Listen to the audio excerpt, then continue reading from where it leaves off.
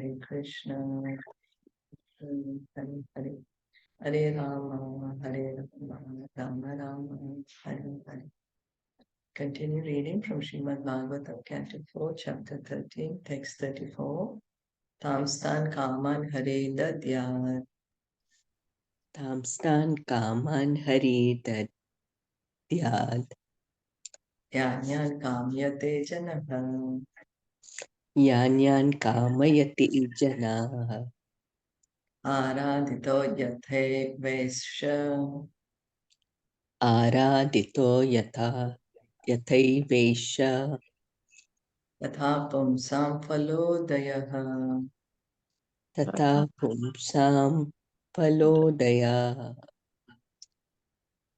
Translation and purport by His Divine Grace, A.C. Bhaktivedanta Swami Srila Prabhupada, the performer of the sacrifices under karma activities, achieves the fulfillment of the desire for which he worships the Lord. In the Bhagavad Gita, the Lord says that he awards benedictions to the worshipper according to his desire. So we were hearing yesterday that King Anga, he was performing an Ashwamedha sacrifice, but the Brahmanas were concerned that they were inviting the demigods didn't come, and neither did they accept their share.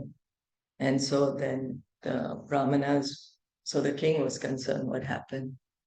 And the Brahmanas told him it was because of some past sinful activity and that now he should pray to get a son.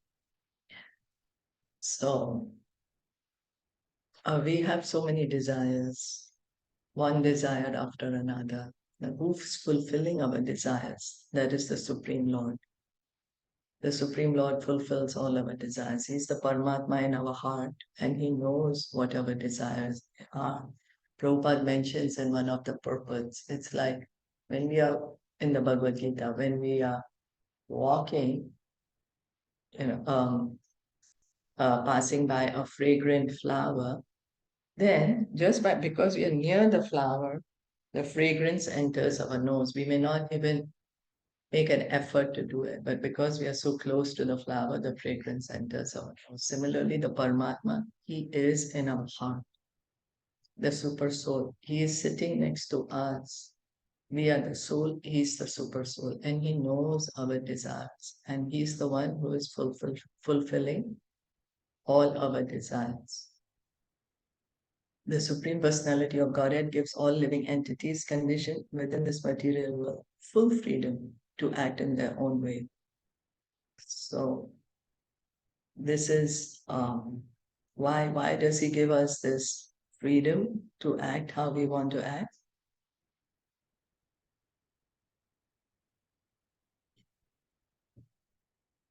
We may say, oh, why is Krishna giving me this freedom by which I can make wrong choices? So why is he giving us this freedom? Anyone? Away from and free from him, like Because do what he loves us. Because he loves us, that's right. Because he loves us unconditionally. Because of that, he gives us this. But to his devotee, he says that instead of working in that way, it is better to surrender unto him, for he will take charge of the devotee. Does anyone remember any verse in the Bhagavad Gita where Krishna is saying, surrender unto me and he will take charge? Arjun, I'm sorry? Arjun, in the Yuddha Bhumi, in the Kurukshetra, he tells Yeah. Arjun that. Yeah. Which verse is that? Does anyone remember? It is 18.66. It is, That's right. I'm forgetting. 1866, that's right. Sarva dharmam parityagya mam ekam sharanam raja aham tvam sarva papebhyo mokshayashyami ma sujaha. Abandon all varieties of religion. Krishna is using the word abandon. It's just by the way, give up. And just surrender unto me. Krishna is saying that, just surrender unto me and I shall take care of all your sinful reactions. Do not fear. So Krishna is saying to us, he's telling to Arjuna and also to us that we need not fear that, oh, if I surrender to Krishna, I may displease the demigods or I may displease the ancestors. No. When we surrender to Krishna, in fact, everyone is pleased with us. And Krishna promises that he will take care of us. That is the difference between a devotee and a fruitive actor. The fruitive actor enjoys only the fruits of his own activities, but a devotee, being under the guidance of the Supreme Lord, simply advances in devotional service to achieve the ultimate goal of life, to go back home, back to Godhead. So, fruitive actor. What is fruitive actor? What we do is we do some activities. Why? Because we want to enjoy the result of that activity. You know, we do whatever we do. Why do we do them? Oh, I'm going to enjoy because I'm going to do. That is fruitive activity. But what happens to a devotee?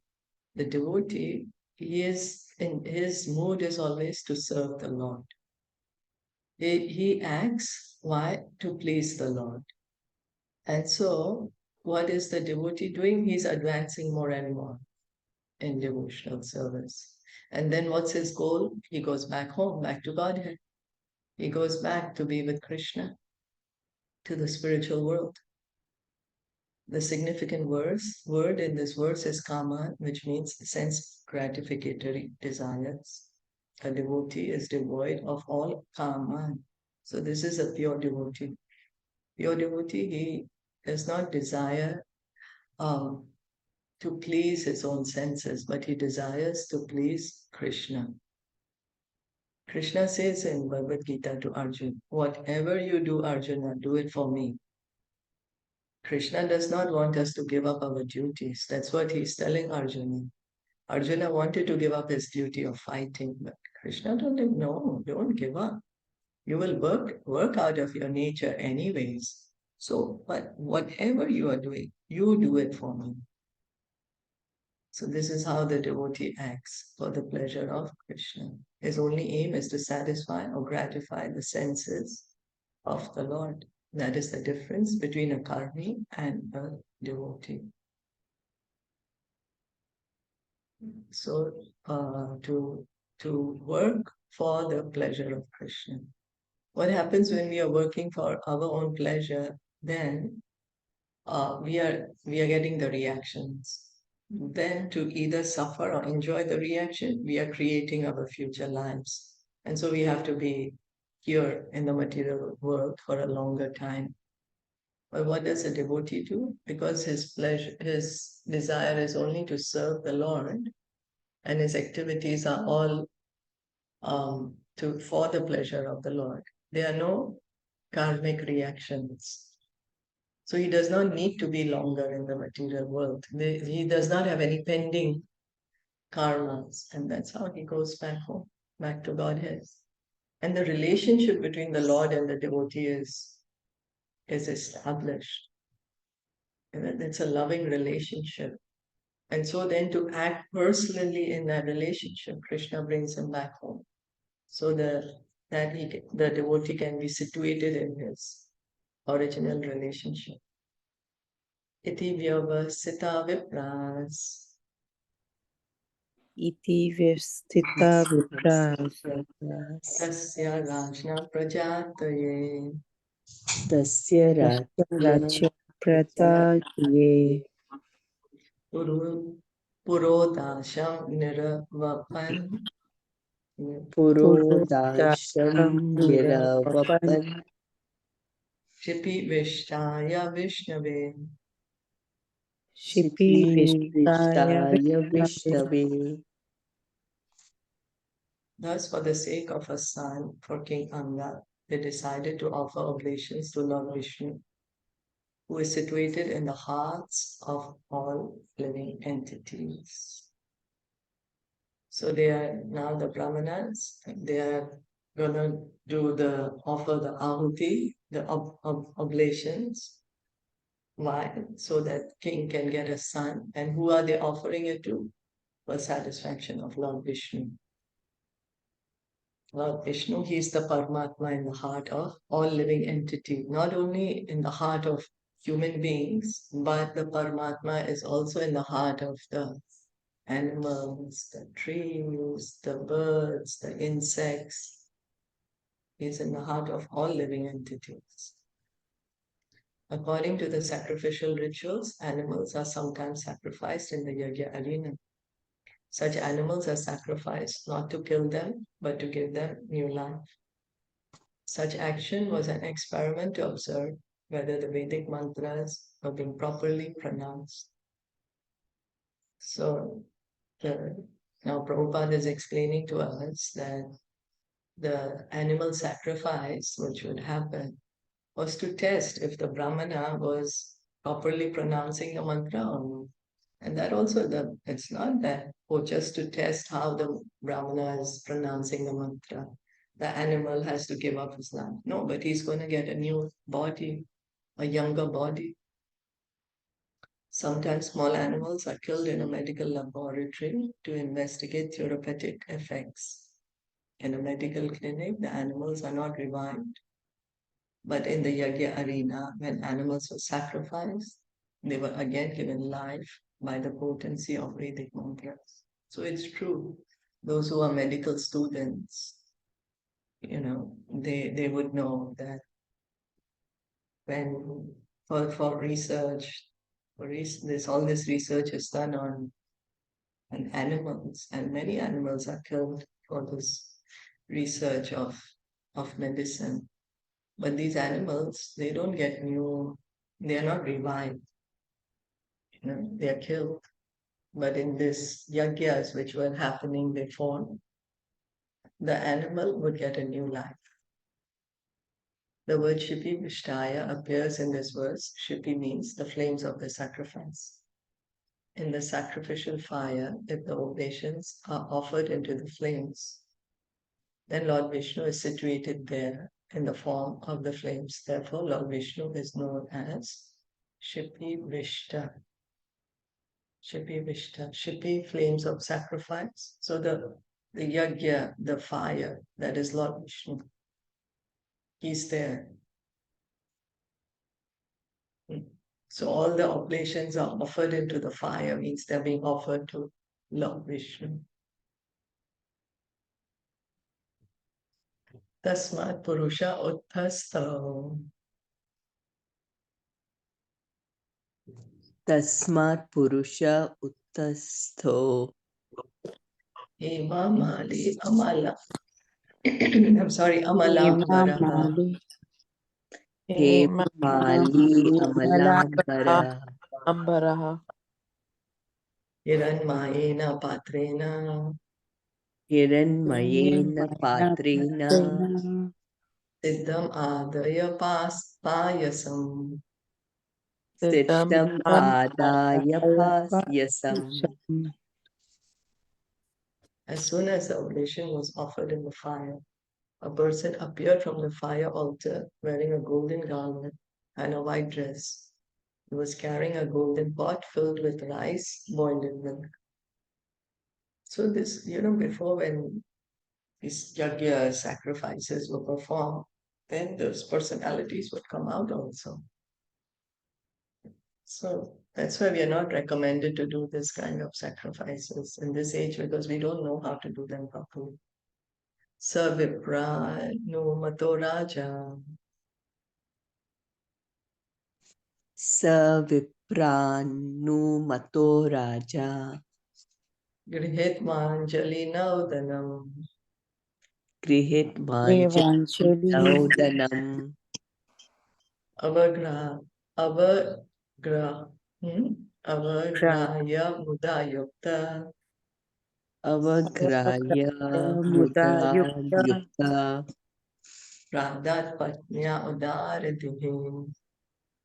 Pradat Patnya Udarati. The king was very liberal, and after taking permission from the priest, he took the preparation in his joint palms, and after smelling it, he offered a portion to his wife. The word Udarati is significant in this connection. The wife of the king, Sunita, was not fit to accept this benediction. Yet the king was so liberal that without hesitation he offered to his wife the boiled rice and milk, prasad received from the Yajna Purusha. So now why she is not fit, I'm not sure. Why his wife is not fit to accept, but anyway, it seems she was not fit, and yet he offered the prasad which came from the fire. Of course, everything is designed by the Supreme Personality of Godhead. As will be explained in later verses, this incident was not very favorable for the king. Since the king was very liberal, the Supreme Personality of Godhead, in order to increase his detachment from this world, willed that a cruel son be born of the queen, so that the king would have to leave home. So Prabhupada is explaining to us that it was all the will of the Supreme Lord, just so that the king could get detached and could go to the forest, because the son which is going to be born is going to be very cruel. So that's the reason the Lord willed it this way.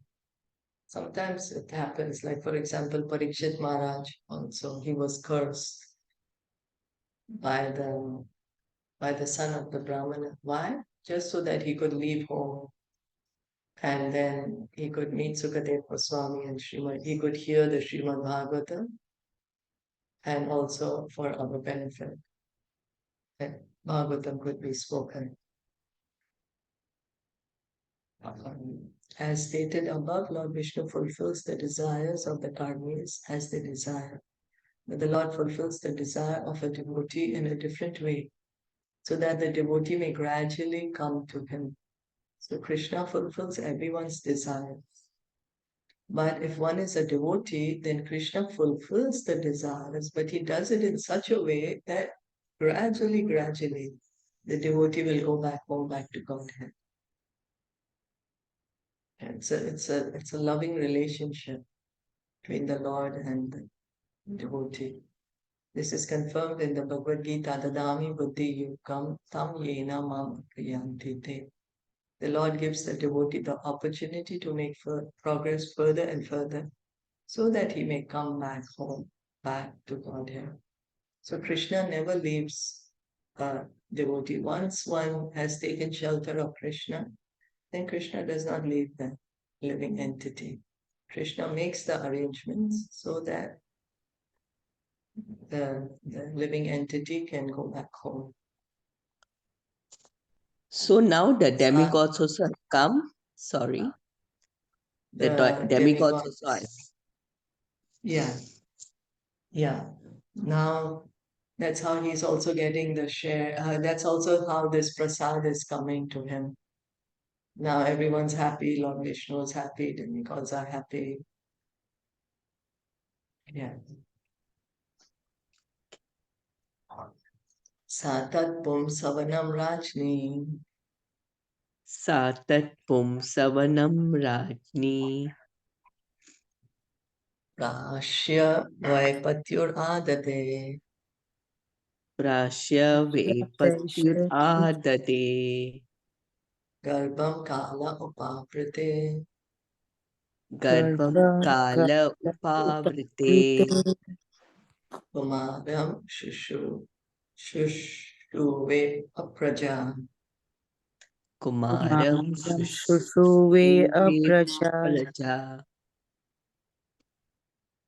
Although the queen had no son after eating that food, which had the power to produce a male child, she became pregnant by her husband, and in due course of time she gave birth to a son. Among the 10 kinds of purificatory processes, one is Pum Savanam, in which the wife is offered some prasad or remnants of foodstuff offered to Lord Vishnu, so that after sexual intercourse with her husband, she may conceive a child. We also did, which was that Lord Ramachandra's father, King Dashrath. He also performed the sacrifice, and then he got the prasad, gave it to his wives, and that's how the boys were born. Sabala eva purusho. Sabala eva purusho. Purusho Matamaham anupritaham. Mata maham Matamaham anuvrata. Adharmam shodbhavam mrityam. Adharmam Adharmasodhavam shodhavam mrityum mrityum. Tena bhavat adharmikah. Tena Tena bhavat bhavatadharmika. adharmika. That boy was born partially in the dynasty of irreligion.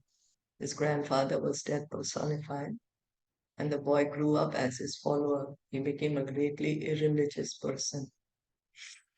The child's mother, Sunita, was the daughter of death personified. Generally, the daughter receives the qualifications of her father, and the son acquires those of the mother. So, according to the axiomatic truth that things equal to the same thing are equal to one another, the child born of King Anga became the follower of his maternal grandfather.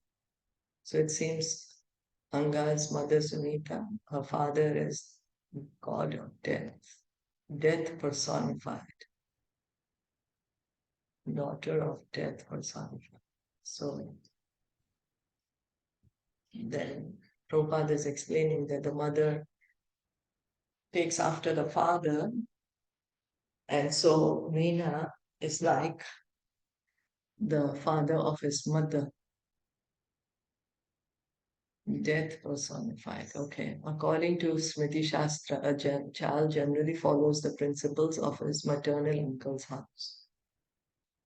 Narana Matula Karma means that a child generally follows the qualities of his maternal family. If the maternal family is very corrupt or sinful, the child, even though born of a good father, becomes a victim of the maternal family. So this is Smriti Shastra is saying that the mother's genes are followed on to the child. According to the Vedic civilization, therefore, before the marriage takes place, an account is taken of both the boys' and girls' families. If according to astrological calculation, the combination is perfect, then marriage takes place. Sometimes, however, there is a mistake and family life becomes frustrating. So in Vedic civilization, it was the horoscopes were matched. Horoscopes were matched even till some time before now. Maybe it's lesser and lesser. It appears that King Anga did not get a very good wife in Sunita because she was the daughter of death personified.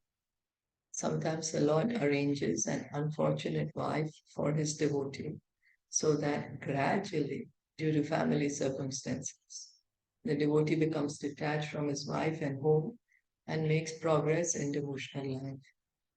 So the Lord has arranged this kind of circumstance for King Anga just to help him to get detached faster. You know, if things are very nice and rosy and very comfortable, then it's more difficult to take up devotional service. But sometimes in frustration, it may become easier.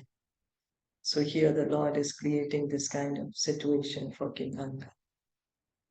It appears that by the arrangement of the Supreme Personality of Godhead, King Anga, although a pious devotee, got an unfortunate wife like Sunita, and later on a bad child like Vena. But the result was that he got complete freedom from the entanglement of family life and left home to go back to Godhead.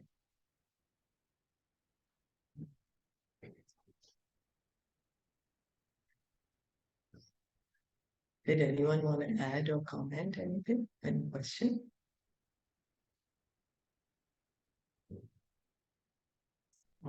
Maybe we can read one more. Sa Sharasanam Udyamya Sasharasanam udyamya. Mrigayur Vanagocharaha Brigayurvana gocharaha. Anti Asadur Mrigante Dina Hanti asadun mrigan dinan. Veno Sam Iti arauj janaha. Veno asav iti aroj janaha. After fixing his bow and arrow, the cruel boy used to go to the forest and unnecessarily kill innocent deer. And as soon as he came, all the people would cry, "Here comes cruel Vena, here comes cruel Vena." So he's just a boy, and he's already so cruel with his unnecessary killing. Kshatriyas are allowed to hunt in the forest for the purpose of learning the art, killing art, not to kill animals for eating or for any other purpose. So if now somebody will say that the king should be non-violent. No, it's the king's duty to protect the kingdom. So he has to kill, but not unnecessary killing.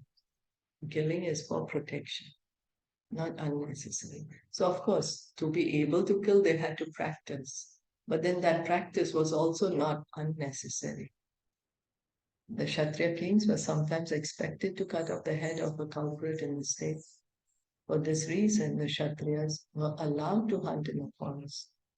Because the son of King Anga, Vena, was born of a bad mother, he was very cruel, and he used to go to the forest and unnecessarily kill the animals. All the neighboring inhabitants would be frightened by his presence, and they would call, "Here comes Vena, here comes Vena." So from the beginning of his life, he was fearful to the citizens. Very, very cruel child. Akride kritato balan. Akrite kritito balan. Lalan. Vayasyan atidarunaho. Darunaha. Prasayanira no kroshaha. Prasahanirnukosha Pashumaram amarayat. Pashumaram amarayat. The boy was so cruel that while playing with young boys of his age, he would kill them very mercilessly, as if they were animals meant for slaughter. My God, he's killing his friends as if they were animals meant for slaughter. So we'll read on tomorrow. We'll continue with it tomorrow. Srimad Bhagavatam ki jai, Srila Prabhupada ki jai, Gaur Bhakta Vrinda ki jai, Hare Krishna.